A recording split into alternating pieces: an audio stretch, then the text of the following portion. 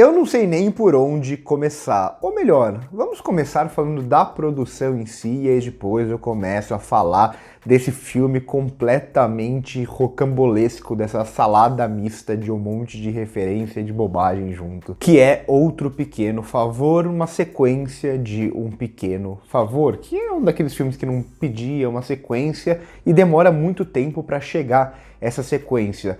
Esse filme ele se assemelha bastante, o primeiro, principalmente essa relação, né, de sequência, se assemelha bastante ao que eu falei recentemente em O Contador 2, que também é outro filme que demorou bastante tempo para sair uma sequência, mais ou menos no mesmo período, né? Acho que O Contador 1 é um ano antes de Um Pequeno Favor e os dois chegam agora em 2025 e agora os dois são também da Amazon, né? MGM Amazon, apesar do lançamento do segundo filme dos dois ser diferente. O Contador 2 vai para o cinema, enquanto Um Pequeno Favor, Um Outro Pequeno Favor, vai direto para o Prime Video, né? E é um filme que eu já debato melhor, mas que faz muito mais sentido, porque ele é o filme com a cara de streaming em todos os sentidos mesmo. Mas por que que esses dois casos se assemelham? Justamente porque são dois filmes que o primeiro foram filmes muito baratos, que não fizeram uma bilheteria gigantesca, daquelas que a gente fala, nossa, uma das maiores bilheterias do ano, fez 600 milhões, 800 milhões de dólares, 1 bilhão. Mas são dois filmes que ficam ali na casa dos 100 milhões, né? Esse quase bateu 100 milhões em bilheteria, o Contador 1 bateu 150 milhões em bilheteria, mas são filmes muito baratos. Esse filme custou, muito baratos, claro, para o padrão hollywoodiano, esse filme custou 20 milhões de dólares. Então ele acaba tendo esse lucro que permite posteriormente fazer uma sequência, ainda que não seja uma sequência tão junta, né? Tão em sequência. Tem-se esse tempo para pensar se realmente vão ou não fazer uma sequência desse filme. E aqui a gente tem de volta o Paul Feig, que é o diretor do primeiro filme, um diretor que tem uma carreira muito mais voltada para comédias, né? Ele fez muitos filmes com a Melissa McCarthy, por exemplo. Gosto bastante do Missão Madrinha de Casamento. Não gosto tanto dos filmes dele, mas o Missão Madrinha de Casamento eu acho bem interessante, enquanto a gente tem a dupla principal voltando aqui. Inclusive a gente tem o Henry Golden voltando aqui também, mas principalmente a dupla principal da Anna Kendrick e da Blake Lively, além de outros nomes novos na franquia, como a Allison Janney. E aqui é um filme que ele é quase como se fosse uma sátira da sátira, né? Porque o primeiro filme ele já é meio que uma tiração de sarrozinha, né? Meio que uma sátira daqueles filmes, daqueles thrillers da década de 90, né? Daqueles thrillers de personagens obsessivos da década de 90, mas trazendo meio que para um contexto mais atual ali, de 2017, né? Na relação com a internet, redes sociais, esse tipo de coisa. Até caía em algumas obviedades, eu não sou tão fã do primeiro filme, mas ele é com certeza muito melhor do que esse segundo aqui. Já esse segundo filme, ele vai meio que dobrar a aposta, né? Ele vai dobrar a aposta e é uma sequência que talvez nem faça tanta diferença se ter assistido o primeiro filme, né? Diga-se de passagem. Porque aqui, os primeiros muitos minutos do filme, eles só existem para meio que recapitular, sem dizer que tá recapitulando aquilo que aconteceu no primeiro filme, né? Então as personagens, elas conversam, todos os personagens conversam, sobretudo numa cena que envolve ali a personagem da Anna Kendrick tentando vender, né, discursando sobre o livro dela e tudo mais. São basicamente os personagens conversando e os diálogos são claramente apenas para falar, olha, você não assistiu ao primeiro filme?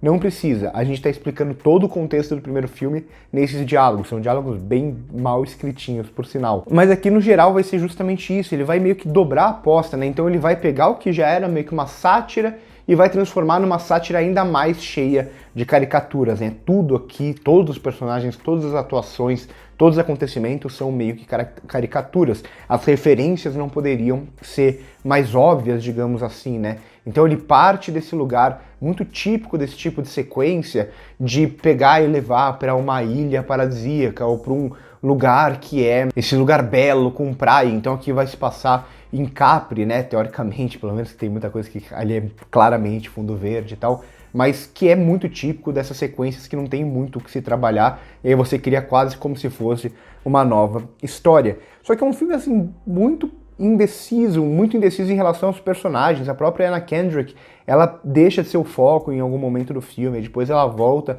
a ser o foco. O filme, ele em algum momento, ele quer ser um whodunit, né, aquilo que ficou muito famoso recentemente também em streamings com o Knives Out, com Entre Facas e Segredos, mas que é essa lógica Agatha Christie, Sherlock Holmes e por aí vai, né, de tentar descobrir quem foi que fez aquilo, quem está cometendo aqueles assassinatos. Só que ele rapidamente abandona isso também, porque ele entrega meio que pra gente quem foi logo de cara, porque sim, porque é um filme que ele meio que não deixa muito espaço pro público nem sentir nada, ele meio que explica e vai se explicando e vai se explicando, e os diálogos são basicamente personagens se explicando ou explicando a trama pra gente o tempo inteiro. Isso pra mim é o que mais me frustra, porque ainda quando ele tava nesse lugar um pouco mais ridículo, assim, mas ainda brincando com uma lógica de quem é o assassino e por que esse assassino está fazendo aquilo, ainda passa. Mas o filme ele não permite que a gente nem consiga digerir isso, porque ele precisa explicar tudo rapidamente. Ele precisa quase explicar também as suas referências. É um filme que ele vai claramente falar muito sobre filmes do Hitchcock, mas vai falar de uma forma meio tosca, né? Então tem uma sequência de uma morte no chuveiro, em que o plano final dessa cena é exatamente igual ao da cena do chuveiro de Psicose. Ele esconde quem matou, ainda que de uma forma um pouco diferente no uso dos enquadramentos, mas igual ao Psicose. Ele vai trabalhar com a lógica das duas mulheres que são uma só, mas não são uma só. Então essa lógica meio Rebeca, meio um corpo que cai e por aí vai, ou até o se passar pelo outro, que parece um pouco Psicose, né? Então é um filme que ele quer brincar com essas dinâmicas de Hitchcock, mas ele meio que não faz nada com isso, vira simplesmente algumas referências vazias aqui no meio. Tudo no filme é meio vazio, e o Paul Feig, ele vai muito melhor quando ele realmente se assume num lugar mais cômico, tem umas passagens que são mais engraçadinhas do filme, quando ele vai pro lado da comédia mesmo, do que realmente quando ele tenta construir uma trama que, teoricamente, por mais que seja uma sátira, ainda assim é uma trama de suspense, uma trama de descoberta, uma trama de assassinatos, que ele faz de qualquer jeito. Parece que ele falou, tá bom, Amazon, vocês querem uma sequência pro streaming de vocês? Não queria fazer uma sequência desse filme, mas vocês querem que eu faça? Tá bom, então vamos fazer uma sequência.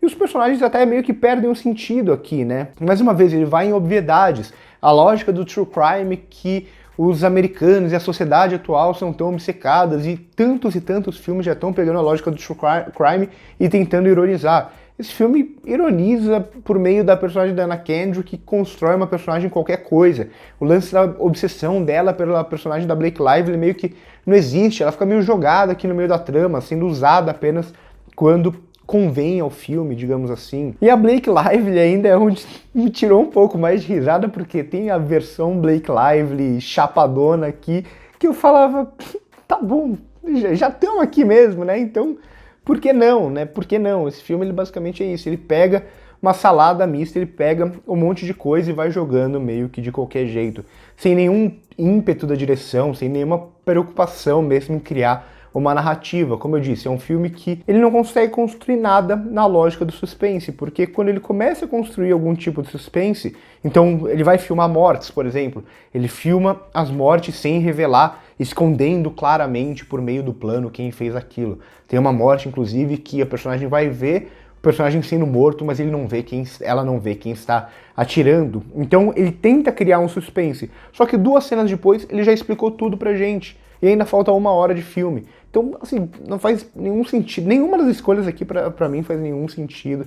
Uma grande salada mista que eu dava risada. Eu dei algumas boas risadas nesse filme, mais de vergonha do filme do que realmente porque o filme estava conseguindo me fazer rir ou me tirar algum tipo de sensação. E mais uma vez, quando ele se dedica apenas em ser um pouco mais engraçadinho, de ser um pouco mais só Anna Kendrick e Blake Lively, o filme ele ainda funciona melhor, apesar dos diálogos serem muito ruins. Bem cara de um filme desse período, né? Um filme que é feito para o streaming. Por quê?